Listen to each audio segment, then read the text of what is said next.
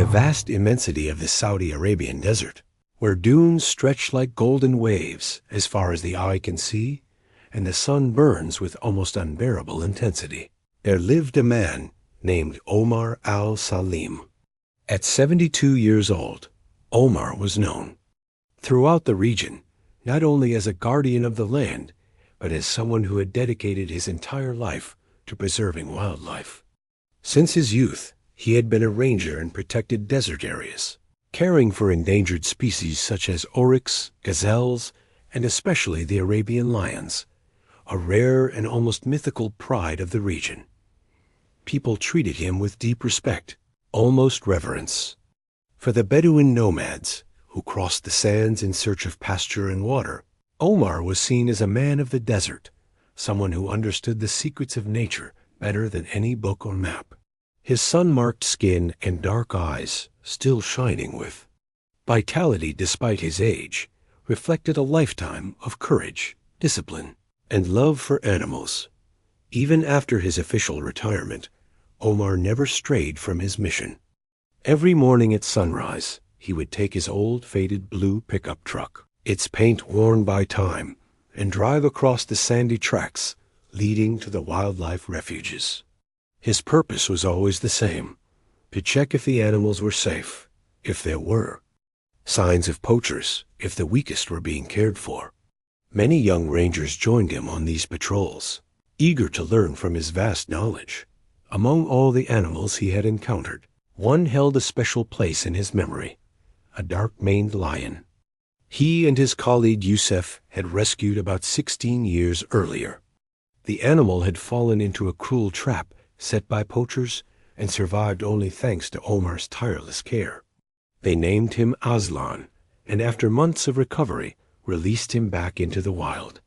Since then, Omar always believed Aslan had somehow never forgotten that gesture of compassion. On that particular morning, the heat seemed even more brutal.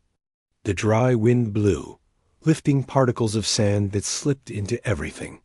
Omar, sweating beneath his light tunic, was determined to visit an older lion found wounded after a territorial fight. He drove for hours until he reached the rocky area. Where the animal was recovering got when he finally parked, he leaned on his wooden cane to step out of the truck. His knees ached, but his determination was greater than any discomfort. Seeing the lion lying in the shade, he took a deep breath.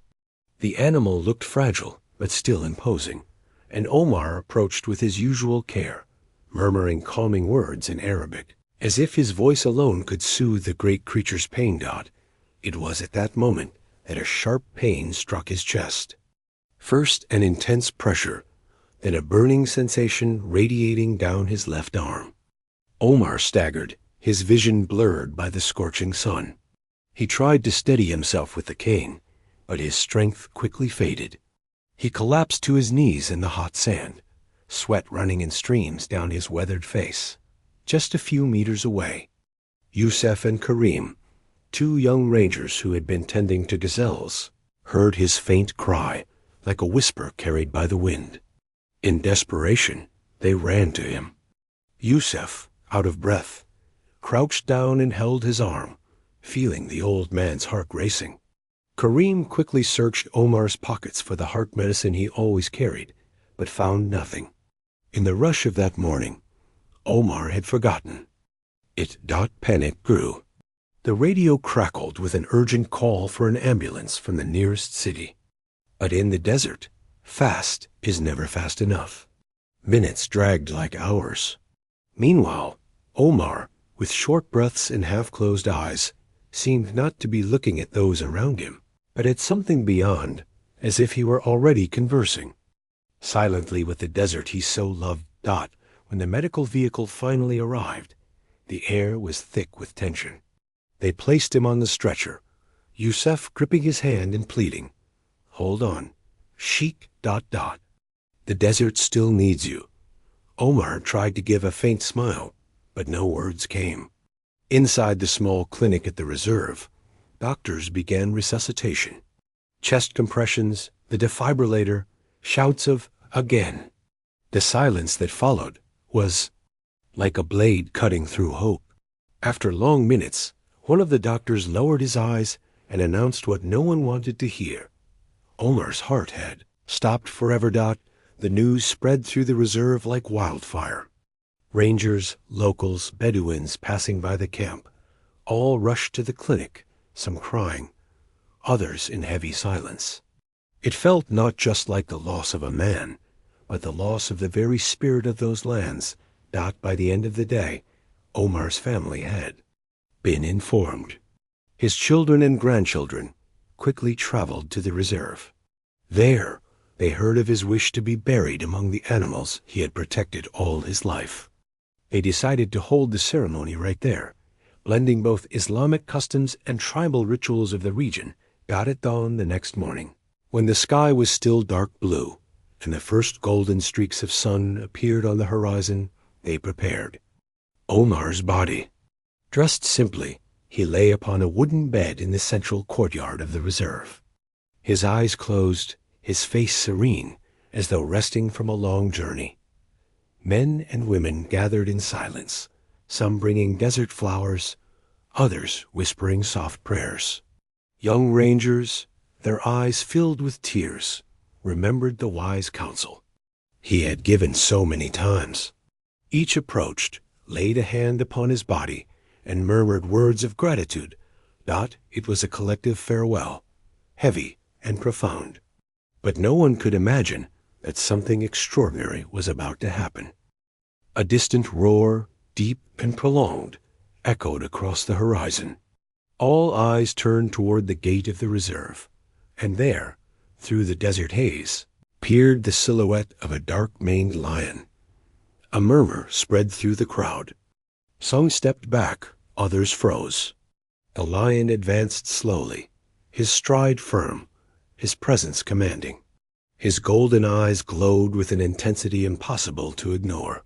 There was no ferocity in his expression, only something enigmatic, almost human.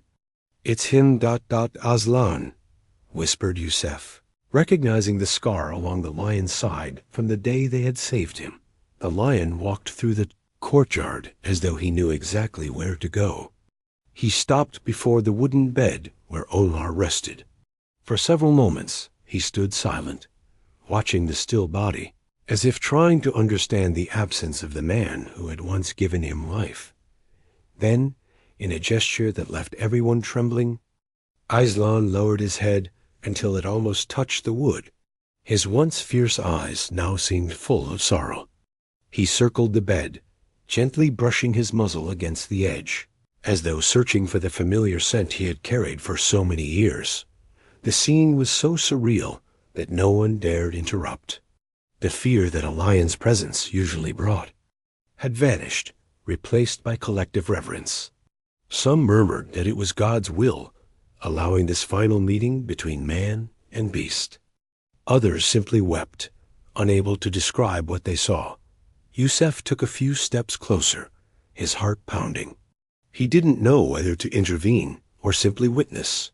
But before he could decide, Aslan lifted his face to the sky and unleashed a long, mournful roar that reverberated through the walls of the reserve. It was not a roar of hunting or territory. It was grief, a cry of farewell. People looked at one another, some placing hands over their hearts, feeling the weight of that sorrow pierce their own skin. Even the animals nearby, gazelles, birds, camels, seemed unsettled, as if sensing the magnitude of the moment. After several minutes, the ceremony continued. They prepared the procession to carry Omar's body to the chosen burial site, a clearing where tall acacias offered shade, where he had often rested after long patrols. The simple coffin was lifted and carried slowly, Arabic prayers echoing. In the air, what no one expected was that Aslan chose to follow. Step by step, he stayed close to the procession, showing no aggression. His majestic presence now seemed symbolic, as though he were guarding that final journey. At the clearing, they dug the grave with care. Each shovelful of sand seemed to carry a piece of the reserve's soul. When the body was gently placed in the ground, silence fell. Only the wind returned, scattering grains of sand through the air like tears of the desert itself. When the grave was closed, and a stone engraved with Omar's name was placed at the head, Aslan lay down beside it. For long minutes he did not move, his eyes fixed on the sight, breathing slowly, as if unwilling to leave his human friend. Karim, his voice breaking, whispered, "Maybe this is what he always taught us, that even animals carry the memory of gratitude." The people nodded silently. The scene was not only moving, it was transformative. A wild lion, symbol of power and dominance, was showing respect and fidelity to a man who had chosen compassion. Over violence. At that moment, many realized Omar's life had not ended there.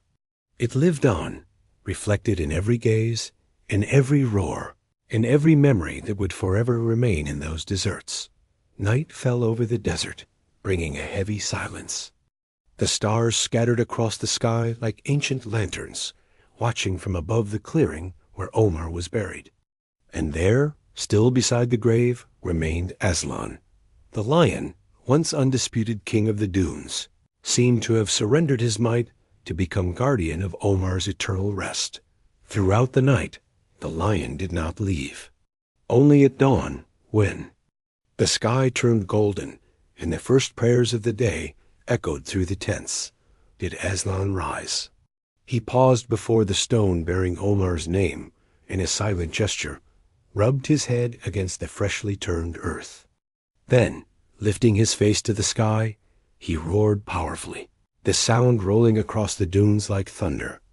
After that moment, Aslan walked away slowly. Yet in the following days, while the reserve suspended all activities in Omar's honor, the lion was seen returning often to the grave. He would sit quietly, contemplating, as though guarding that patch of earth with the devotion of a son protecting a father. The lion's constant visits became a symbol. People from nearby villages came not only to pay respects to Omar, but also to witness the inexplicable bond between man and animal. Some said it was a miracle. Others believed it was proof that Omar's heart had reached even the wildest of beings. Children listened to the story with wide eyes. To them, Omar was not just a guardian of the desert, but a legendary hero, a man who had even earned the respect of a lion. Yusuf and Karim, though filled with grief, decided Omar's mission could not die. They patrolled with renewed determination, passing on to new rangers every detail they had learned from their master. The stone on his grave was not just a memory, but a landmark. Here lay a man who chose to protect rather than destroy, to love rather than fear, to serve rather than boast. In time, Aslan became a living legend. His image spread among the villagers as the lion who mourned a man's death. Many claimed they saw in him the continuation of Omar's spirit, as though the old man had left behind a guardian to watch over the land in his place. And perhaps that was the greatest lesson left behind, that true greatness lies not in domination, but in creating bonds, that even the fiercest creatures can be touched by acts of compassion, and that the legacy of a man can transcend generations, engraved not only in stones or stories, but in the hearts of all who were touched by him, even in the heart of a lion.